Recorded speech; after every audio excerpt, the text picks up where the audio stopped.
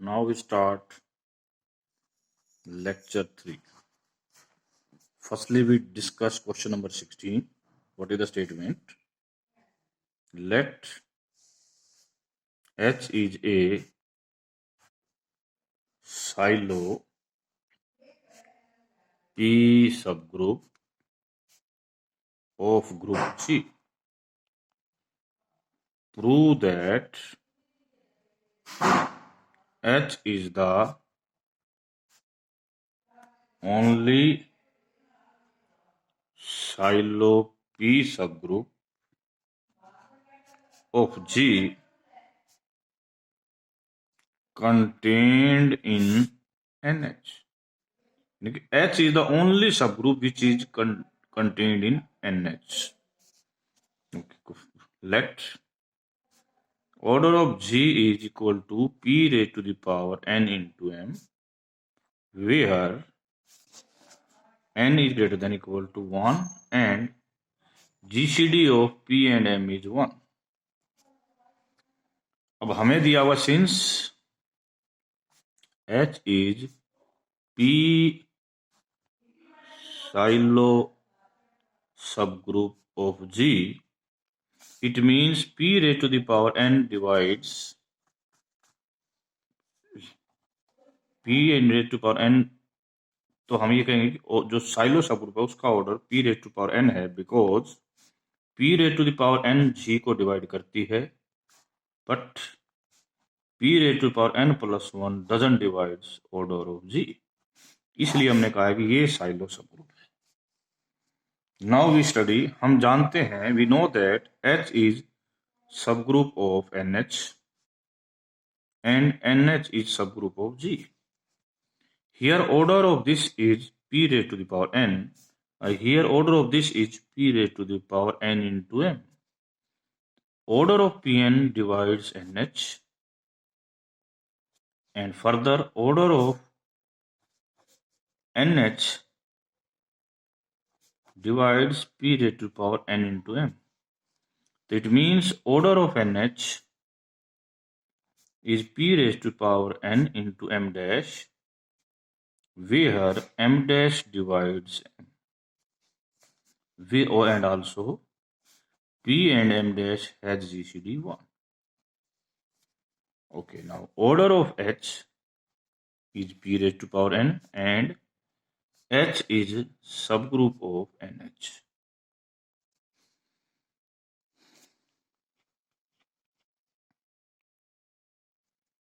So what this follows, this also shows that H is silo P subgroup of NH. Okay, now by definition, every subgroup is normal subgroup of its normalizer of its subgroup. क्या कहने का मतलब, H जो है NH में normal होगा, क्योंकि हर subgroup अपने नॉर्मलाइजर में नॉर्मल सबग्रुप होता है. H is normal subgroup of NH. Okay, अब हम चलते हैं बाई सेकंड साइलो थ्योरम. क्या कहती है सेकंड साइलो थ्योरम? क्या कहती थी? Every silo P subgroup H dash of NH, यानी NH का यदि कोई और साइलो सबग्रुप हुआ जिसका नाम मैंने क्या है H dash, that must be conjugate with H. फिर बताऊं, H नॉर्मल सबग्रुप किसका है? NH का. एक बात, H साइलोज पहले दे रखा था P का, G का P साइलोज था. नाउ ये पी साइलोज मैंने किसका लिखा है, NH का, तो दोनों का पी साइलो है। H dash is another P Sylow subgroup of NH। तो सेकंड थ्योरम क्या कहती है कि H and they are H dash are conjugates, okay, very good. और बात है कि H का और H डैश का ऑर्डर भी सेम होगा P raise to the power N, very good. तो व्हाट वी कैन से, अच्छा बहुत इंपॉर्टेंट बात कर रहा हूं मैं, H normal subgroup of NH, H dash subgroup of NH, their product must be subgroup of NH। Product subgroup होने के लिए इनमें से किसी एक का नॉर्मल होना जरूरी था, यहां ये पहला नॉर्मल है। तो ऑर्डर ऑफ HH डैश क्या होगा,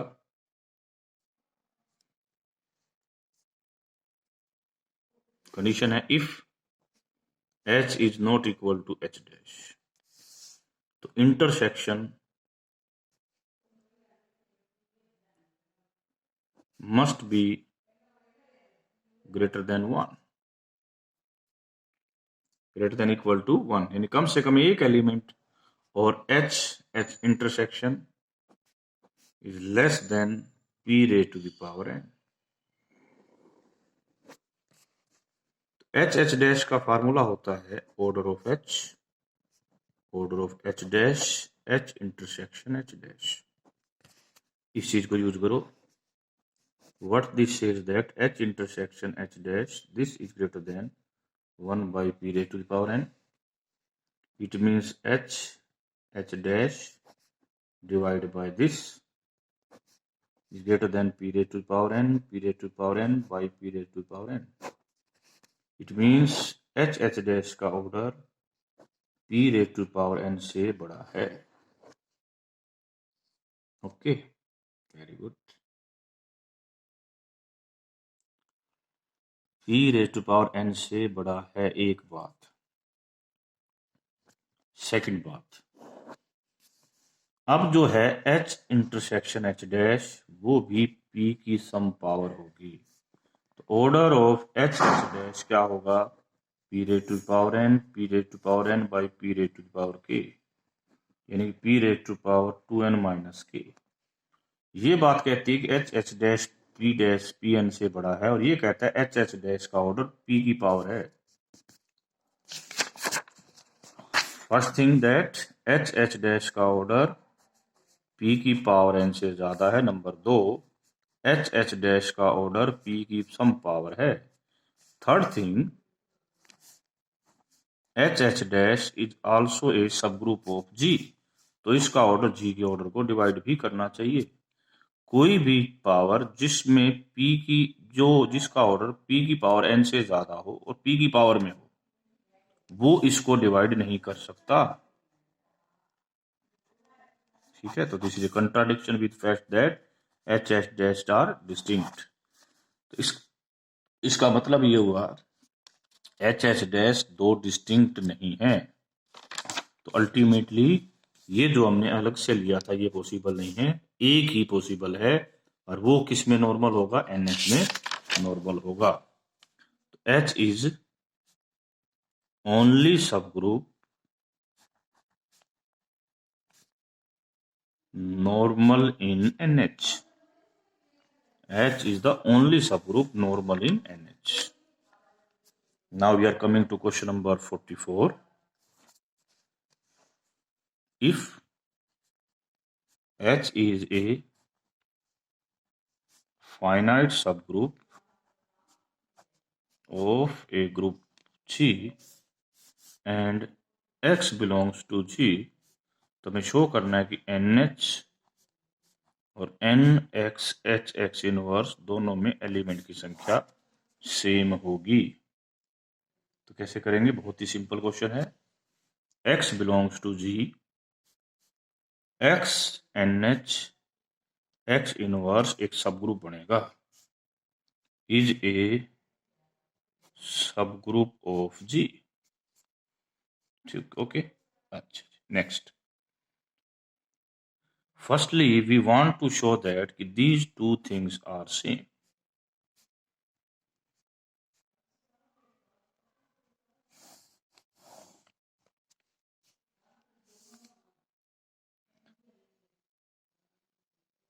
if these two things are same, कैसे प्रूव कर सकते हैं?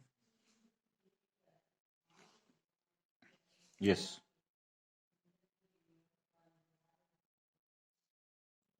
देखो, y belongs to x nh x inverse, it means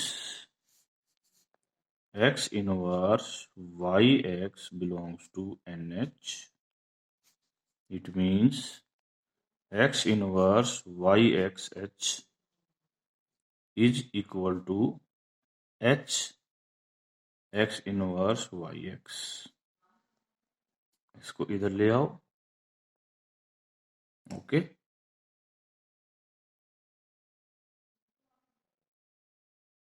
इसको इधर ले आओ और इसको इधर ले आओ, तो y x h x inverse x h x inverse y, तो y is now commutative with this.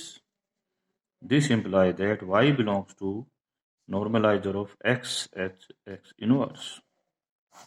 तो यहां से हम यहां आ गए, तो इसका मतलब n x n h x inverse is subset of this। Similarly way में आप इसको इसका सबसेट दिखा सकते हो, तो यहां से दोनों इक्वल आ जाएंगे, दीज टू आर इक्वल्स। हमने यही क्यों दिखाया है, बड़ी इंपॉर्टेंट सी बात है, बहुत question. Next, now our question is, हमने मैपिंग ली एफ एन एच से N x H x inverse, क्योंकि हमने इन दोनों के अंदर एलिमेंट की संख्या सेम दिखानी है। मैपिंग इस प्रकार ली, F H is equal to X H x inverse for all H belongs to N H. Okay, first well defined. How we prove well defined? G belongs to NH implies that GH G inverse equal to H।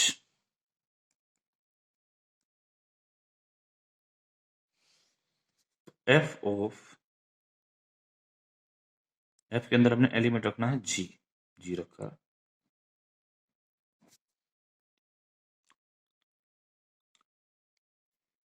X H X inverse F G inverse।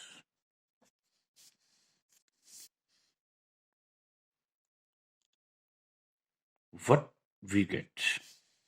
FG give its answer, हम इस element का answer निकाल रहे हैं, G ये देगा X G X inverse, answer of this X H X inverse, its answer is, इसका inverse हो क्या आएगा, X G inverse X inverse, cut we get X G H G inverse X inverse। What is this? According to this is H, तो X H X inverse, तो F G X H X inverse F G inverse belong is equal to X H X inverse। So this shows that this F G belongs to normalizer of this।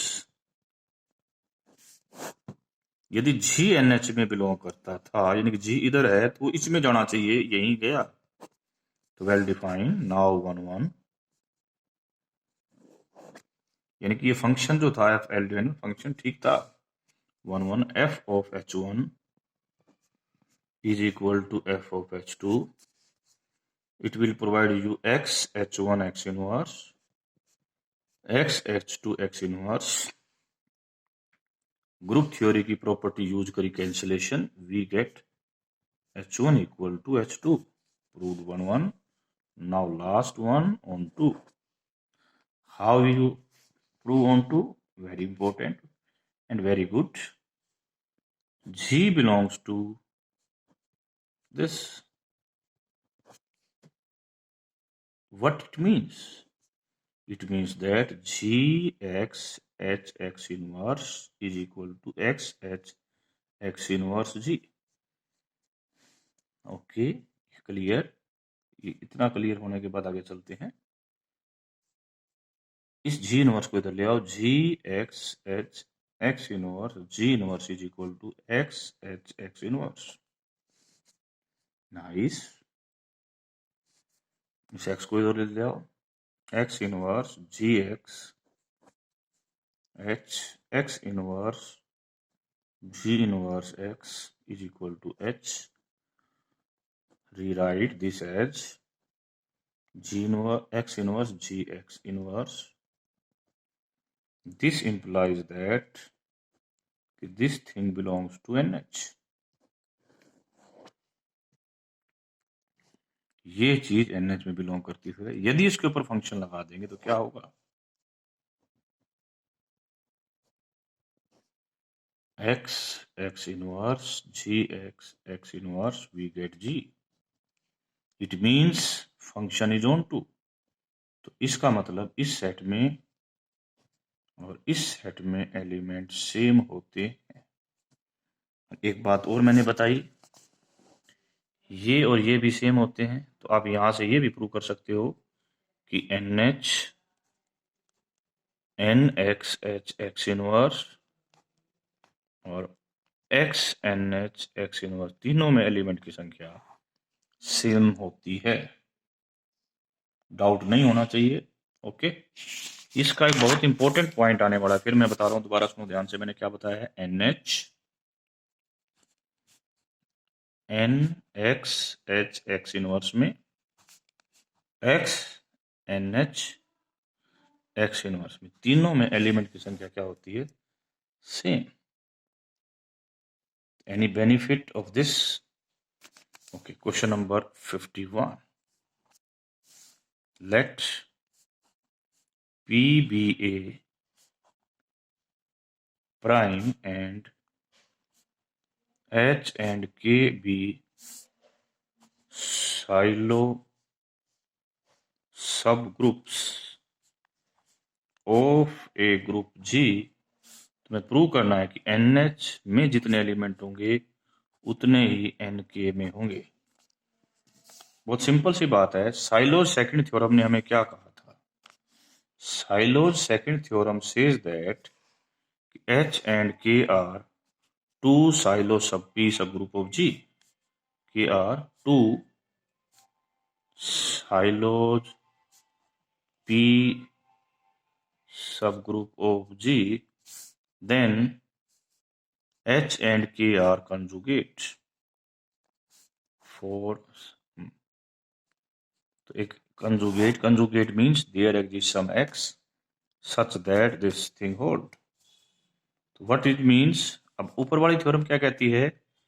NH is equal to NH X H X inverse. Okay, तो this is nothing other than this x H. यदि हम इसको K ले लें तो x K x inverse किसके equal आ जाएगा? एच के। तो N K is equal to N H. तो नॉर्मलाइजर ऑफ के में जितने एलिमेंट होंगे उतने ही नॉर्मलाइजर ऑफ एच में होंगे। ओके, तो हमें इस क्वेश्चन में डाउट नहीं होना चाहिए। फिर भी किसी बच्चे को कंफ्यूजन हो तो पूछ सकता है। Question number 55।